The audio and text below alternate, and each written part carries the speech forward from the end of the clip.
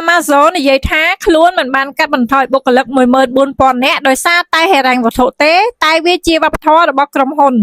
នាយកប្រតិបត្តិក្រុមហ៊ុន Amazon លោក Andy Jassy បានបញ្យល់ថាហេតុអ្វីបានជាក្រុមហ៊ុនកាត់បន្ថយបុគ្គលិក 14,000 នាក់ហេតុផលមិនមែនដោយសារលុយ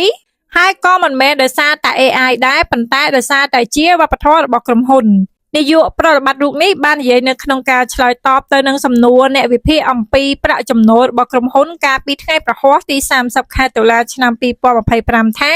ការប្រកាសបញ្ឈប់ការងារនៅសប្តាហ៍នេះគឺមិនមែនជាការជំរុញផ្នែកហិរញ្ញវត្ថុទេហើយវាមិនមែនជាការជំរុញដោយ AI ដែរការលក់ប្រចាំត្រីមាសរបស់ក្រុមហ៊ុន Amazon បានកើនឡើង 13% ពីមួយឆ្នាំទៅមួយឆ្នាំដល់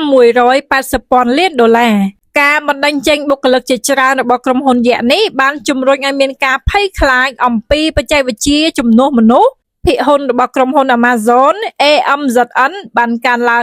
13% បន្ទាប់ពីរបាយការណ៍ប្រាក់ចំណូលបានបញ្ចេញ